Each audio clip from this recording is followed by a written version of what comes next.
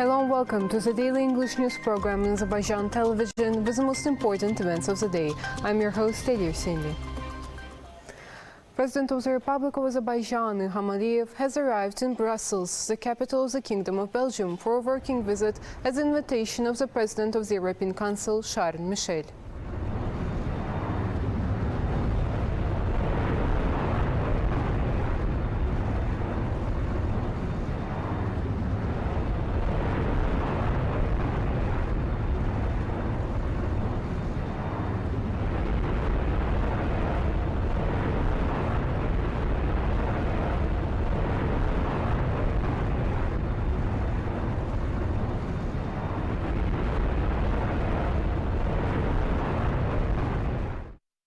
A one-on-one meeting has been held between President of the Republic of Azerbaijan, Ilham Aliyev, who is on a working visit to Brussels, and President of the European Council, Charles Michel.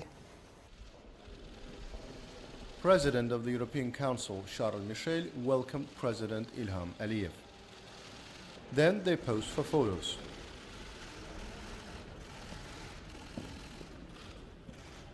During the meeting, the head of state praised the contribution of President of the Council of the European Union, Charles Michel, to the normalization of relations between Armenia and Azerbaijan during the post-conflict period, and stressed the importance of the Brussels peace agenda set at a trilateral meeting in December last year.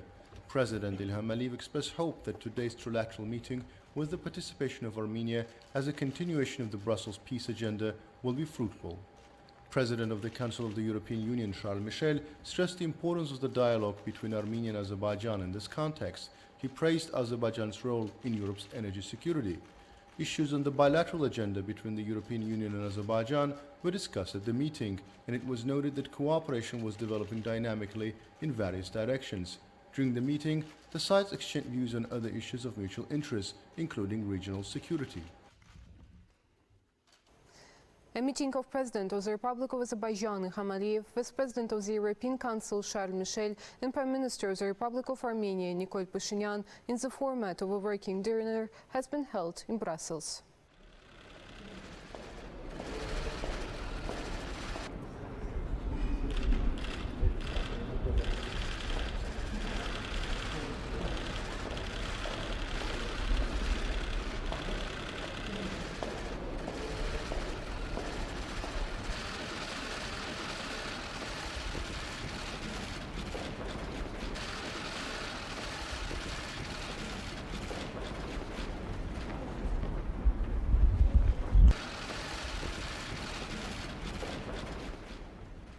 There is no information on 4,000 of our compatriots who either died in combat or went missing during the First Karabakh War.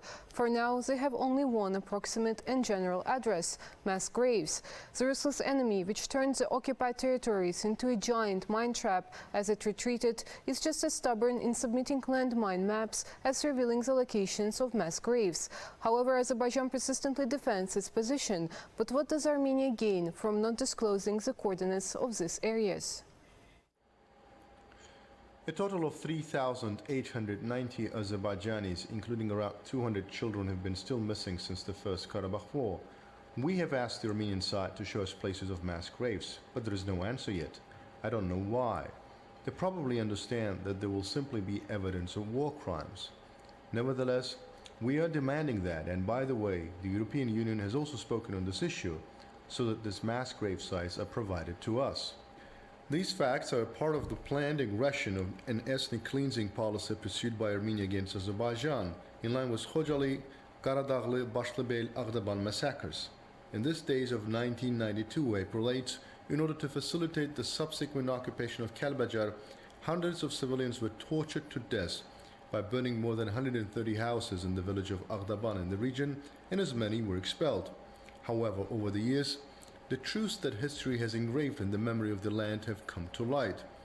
Mass graves and human remains are being discovered in the territories liberated by Azerbaijan.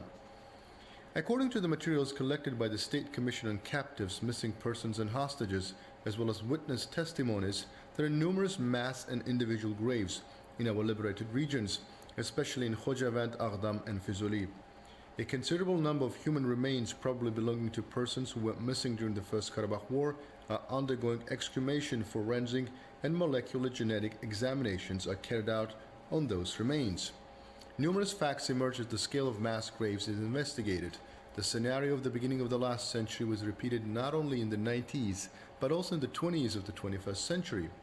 Unable to continue the war in the trenches, Armenia fired at the civilian population of Azerbaijan. They targeted Ganja, Barda, other cities and villages with ballistic missiles and cluster bombs with the mass destruction potential. This meant that committing bloody crimes against the civilian population was a state policy pursued by the Armenian side. With its victory, Azerbaijan both reclaimed its historical lands and exposed the centuries-old Armenian lies. The statement of the non-aligned movement group at UNESCO was made within the 214th session of the UNESCO Executive Board. It was noted that the non-aligned movement is a real example of multicultural cooperation.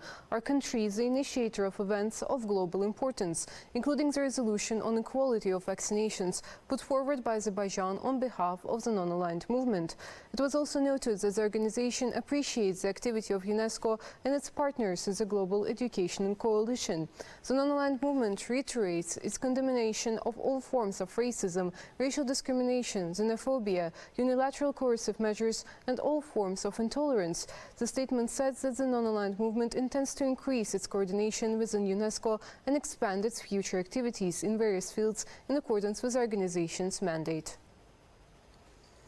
Our servicemen will take part in the FS 2022 training. The FS 2022 multinational exercise to be held in Izmir, Turkey in May-June this year will consist of 4 stages. As part of the preparations for the exercise, our servicemen carried out activities to initiate the enemy from the sea, clear the coastline from mines, attack the enemy's military facility on the coast, and neutralize terrorists. During the year, our servicemen are expected to participate in various other international trainings and seminars, as well as conferences.